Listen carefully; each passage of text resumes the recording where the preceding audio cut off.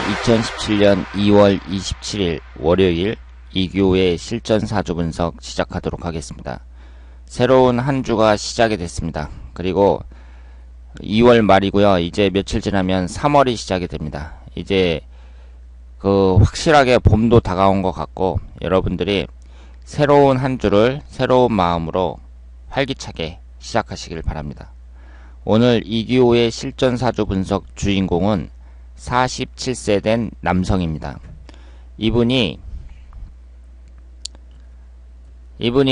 신청하신 분의 남편 후배라고 하는데요.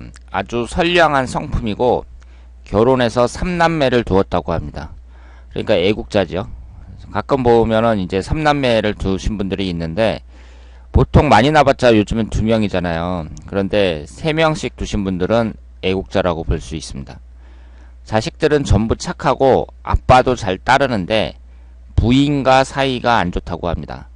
부인에게 무시당하고 거의 없는 사람 취급당하는 것 같다고 하셨습니다. 그러면 안 되죠. 이 부인도 그러면 안 되고, 부인이 작은 사업을 하는데 의논도 않고 혼자 집 구입할 정도라고 합니다. 집처럼 이렇게 큰 재산을 구입을 하는데 남편한테 말도 안 하고 이렇게 구입을 한다는 것은 부부간에 거의 소통이 없다고 봐야죠. IT 관련 사업 작게 해보다가 접었고 7, 8년쯤 전부터 지금까지 250만원 정도의 월급을 받고 직장을 다니고 있는데 이마저도 계약직이라고 합니다.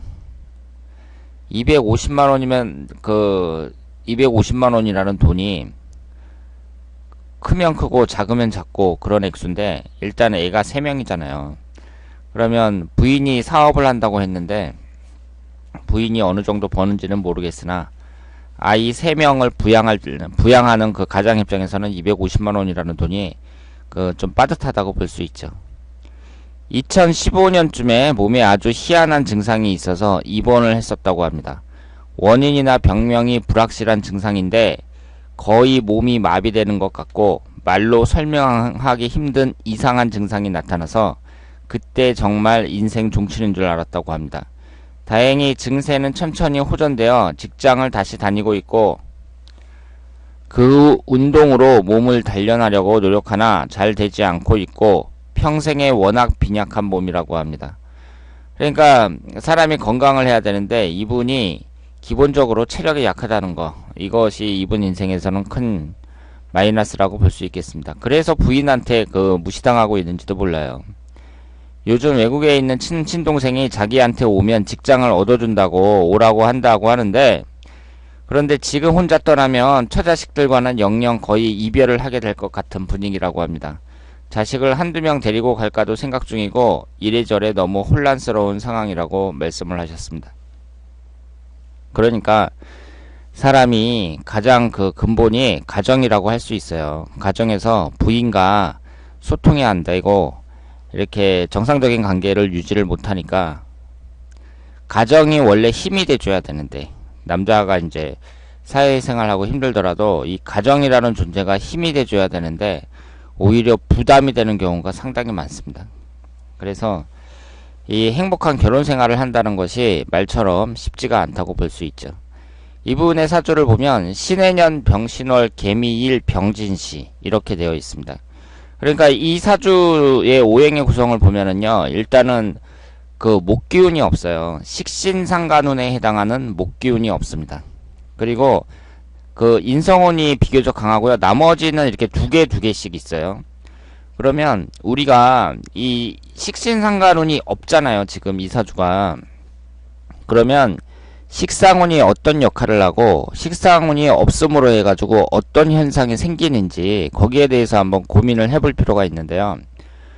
이 관이라는 게 있잖아요. 남자 사주에서 이 관이라는 것이 지금 이 사주에서는 토기운에 해당이 되거든요. 그런데 이 관살이라는 것은 나를 치는 거잖아요.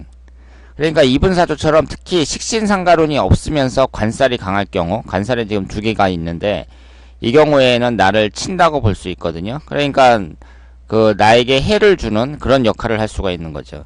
그래서 모든 것이 균형을 이루어야 되는데, 특히 관살이 있을 때에는 식신상간운도 적당하게 있어야 돼요.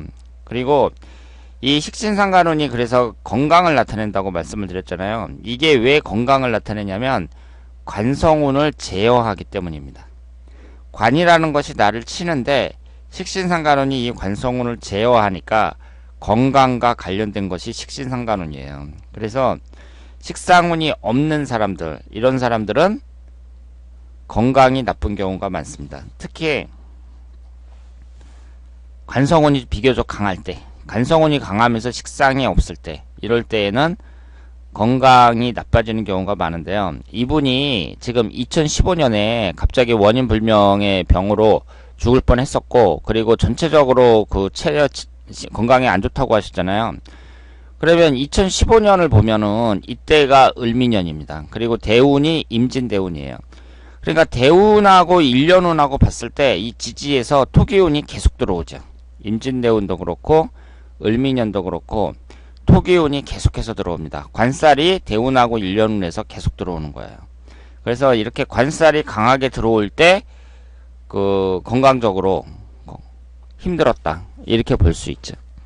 그러니까 이분은 식신상간운이 없다는 것이 이분 사주에서는 큰 약점이라고 말씀을 드릴 수 있습니다. 그리고 배우자와의 관계가 안 좋다고 말씀을 하셨는데요. 이것은 제가 그 배우자의 사주도 봐야 돼요. 배우자의 사주도 봐야 되는데요. 그 남자가, 이분이 이제 체력적으로 상당히 약하다고 말씀을 하셨잖아요. 워낙 빈약한 몸이라고 하셨단 말이에요. 평생에 걸쳐서. 그러면 이렇게 남자가 체력적으로 약하다는 것은 여자를 만족시키지 못한다고 봐야 되거든요. 그러면 여자한테 그 버림을 받는 경우가 많습니다. 그러니까 일단은 뭐 밤에도 여자를 만족시키기 힘들 테고, 남자가 이렇게 빈약한 몸이니까. 그리고 남자가 항상 이렇게 뭐 아프고 막 이러면 여자가 남자를 싫어할 수밖에 없죠.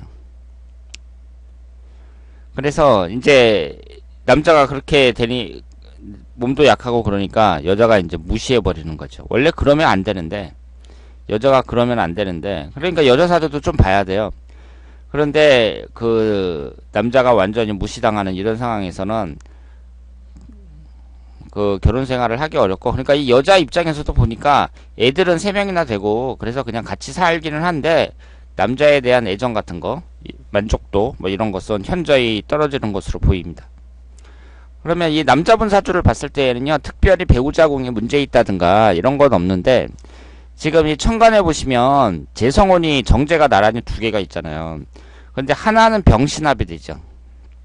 하나는 병신합이 되면서 수기운으로 변하고, 그러니까 생성되는 오행이 수기운이고, 하나는 시주에 있습니다. 시주에 있다는 것은 좀 늦게 만난다는 거니까 이 남자분이 지금쯤 이제 여자분이랑 헤어진다고 치고 한 50 정도의 여자를 만날 가능성도 충분히 있다고 봐야죠. 그리고 그 요즘 외국에 있는 친동생이 자기한테 오면 직장을 얻어준다고 오라고 한다는데, 이 지금 떠나면은 이제 완전히 이별을 하게 될 것 같아서 거의 이혼한다고 봐야죠. 그래서 걱정이라고 말씀을 하셨는데, 제가 볼 때는 외국에 가는 게 나을 것 같아요. 왜냐하면 앞으로 몇 년간의 운이 별로 좋지가 않고요. 그리고 이분이 역마살이 강합니다. 지금 이 지지에 보시면 월지 포함해서 2개가 역마살인데요. 이렇게 역마살 강한 사람들이 주로 외국에 많이 나간다고 볼 수 있어요. 그런데 앞으로의 그 1년운이 몇 년 동안의 운이 아주 좋다면 또 모르겠는데요. 지금 여기 보시면 47세 정유년, 48세 무술년, 이런 식으로 지금 진행이 되고 있는 거잖아요. 그런데 47세 정유년, 올해 같은 경우는 천간이 정계충으로 깨지면서 이 재성운이 깨지고 있어요. 그러니까 배우자와의 관계는 더욱 나빠진다고 봐야 되고, 48세 무술년 같은 경우는 축술미 삼형살에서 축토만 빠진 술미 형살입니다. 그리고 49세 기해년, 50세 경자년, 50세 경자년에는 잠이 원진살이고요. 51세 신축년에는 지지가 축미충으로 깨집니다. 그러니까 이렇게 흘러가는 운의 흐름을 봤을 때 계속 안 좋은 운만 들어오죠. 이 신묘대운에서 1년 운이 계속 안 좋은 운만 들어옵니다. 그러면 우리가 이제 외국에 간다고 했을 때 어떤 사람이 외국에 가서 뭐 이민을 갈까요? 아니면 외국에서 좀 살다 올까요? 이런 말을 했을 때 상담하는 사람들이 그 사람에 대해서 뭐 가지 마라 이렇게 얘기를 하는데 대체적으로 운이 안 좋은 사람들 있잖아요. 이런 사람들을 가라 그러죠. 그리고 역마살이 좀 있어야 됩니다. 역마살이 있는 사람들은 그 성향 자체가 좀 이렇게 이동하려는 성향이 있기 때문에 외국에 가서도 적응이 좀 된다고 봐야 돼요. 그러니까 운이 아주 좋으면 굳이 외국에 갈 필요가 없는 거죠. 그런데 제가 방향에 대해서 여러 번 말씀을 드렸는데요. 이 거주지가 바뀌면 사람의 운의 변화가 좀 크다고 봐야 돼요. 그런데 한국에서 완전히 한반도를 떠나가지고 외국으로 가버리는 거잖아요. 그럴 경우에는 운의 변화가 크다고 봐야죠. 그러면 그 사람이 운이 아주 안 좋은 사람이라도 외국에 감으로 해갖고 운의 변화가 크게 일어나니까 한국에 있을 때보다 좋아질 수 있는 거죠.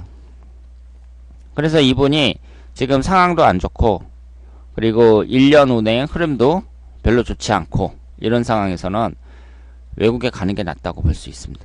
그리고 이분 지금 걱정처럼 외국으로 가면 이제 가족들하고는 끝난다고 봐야 되고요. 부인하고는 뭐 지금 그 사이가 원래 나쁘니까 아이들이 문제인데 애들을 데리고 가는 것도 괜찮죠. 애들 한두 명을, 3명은 다 힘들더라도 1명이나 2명을 데리고 가면 그래도 덜 외롭겠죠. 그래서 사람의 삶이라는 게 참 애로점이 많습니다. 우리가 이제 처음에 결혼할 때에는 사람들의 축하를 받으면서 앞으로 참 잘 살아야겠다고 생각을 하는데 이게 사람의 마음이 다 같질 않아서 그렇게 살다 보면은 서로 사이가 나빠지고 그리고 아주 원수처럼 그렇게 지내는 사람들도 많이 있습니다. 이분은 기본적인 건강이 안 좋다는 것이 이분의 그 인생에서 큰 마이너스라고 볼 수 있고요. 그리고 지금 배우자분하고도 사이도 안 좋아지고 그리고 흘러가는 운의 흐름을 보면은 이 대운 자체는 뭐 금기운하고 목기운이 들어오는데 나쁘지 않다고 봐야죠. 좋은 운도 아니지만 그래도 보통은 된다고 볼 수 있습니다. 그래서 이분이 이제 외국에 가서 외국에 간다고 다 되는 건 아니지만 그래도 자기 친동생이니까 피부치가 이제 부르는 거니까 가서 같이 일하다 보면 그래도 한국에 있는 것보다는 더 낫지 않을까 그렇게 생각을 하고 아까도 말씀을 드렸습니다만은 그 여자를 만날 가능성도 충분히 있다 이렇게 말씀을 드릴 수 있겠습니다. 자, 그러면 오늘 이교의 실전사주 분석 여기서 마치겠습니다. 대단히 감사합니다.